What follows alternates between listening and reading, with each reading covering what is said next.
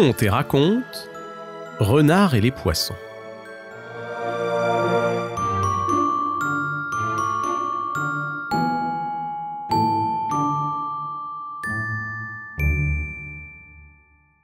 Depuis longtemps déjà, la table était rarement mise chez Renard.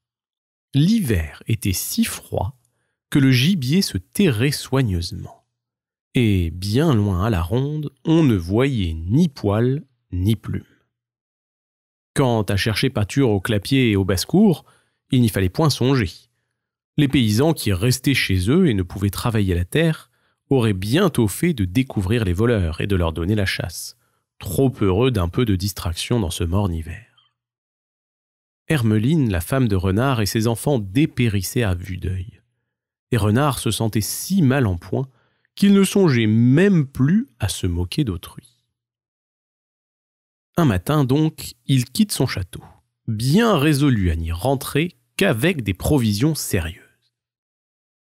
Il sort du bois et va au bord du lac, en quête de quelque animal aquatique poussé hors de l'eau par la rigueur de la température. Il cherche, il fouille, il guette. Rien. Il gagne le chemin et s'aplatit dans le fossé. Un rat, une taupe, une musaraigne s'y trouveront peut-être. Maigre chair, mais en temps de disette, il ne faut pas se montrer trop difficile. Hélas, le fossé est aussi désert que le bord du lac. Renard grimpe en haut du talus, et là, à moitié enfoncé dans la haie, pour se garer de la brise, il observe à droite et à gauche. Rien. Pourtant, au bout d'un long moment, il entend grincer les roues d'une grosse charrette. Qu'est-ce que cela ? Renard connaît mieux que quiconque la route et ceux qui la fréquentent. « Ce sont les poissonniers !» se dit-il avec un espoir, bientôt converti en résolution énergique. Il ne laissera pas passer une si belle occasion. Son plan est vite conçu et encore plus vite exécuté. Il s'étend sur le chemin, les pattes raides, les dents découvertes et la langue pendante. Les marchands l'aperçoivent. « Un renard !» s'écrie-t-il. « Un beau renard avec une superbe fourrure ! Le froid l'aura sans doute tué.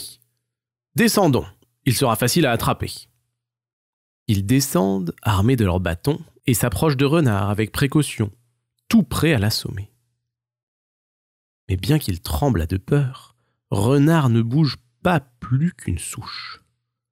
Les marchands le poussent du pied, le tirent, le secouent, sans qu'il ne fasse le plus petit mouvement. « La capture est encore plus facile qu'on ne le pensait, disent-ils. Le coquin est mort. » Un peu brutalement, ils jettent Renard dans leur voiture, puis se mettent à deviser sur le profit qu'ils vont faire de sa peau.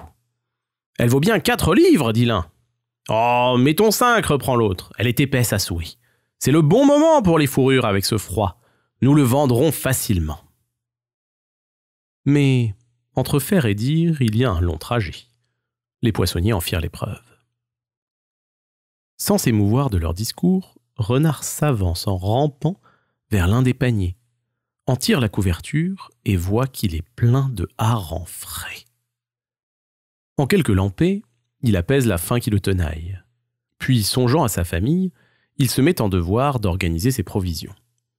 Le panier voisin contenait des anguilles. Il choisit les plus belles et en fait un tas. Mais comment les emporter ? Renard est ingénieux.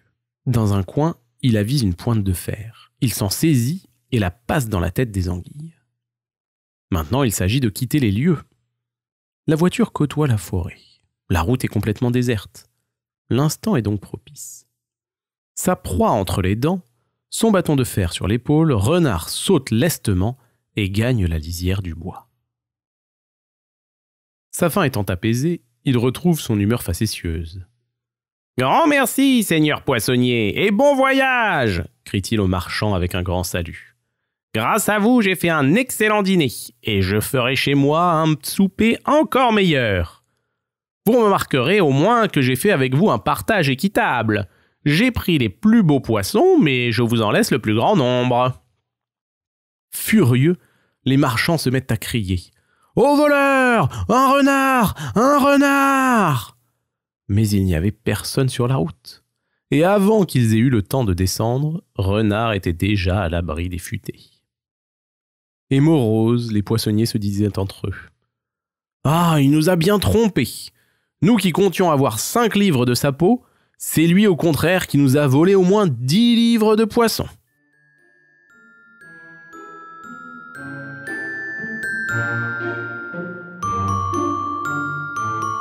Retrouvez Contes et Racontes sur YouTube et en podcast. Contes et Racontes, préparez votre enfant à la lecture. Des histoires sans illustration pour faire travailler son imagination et un vocabulaire soigné pour apprendre des mots chaque jour.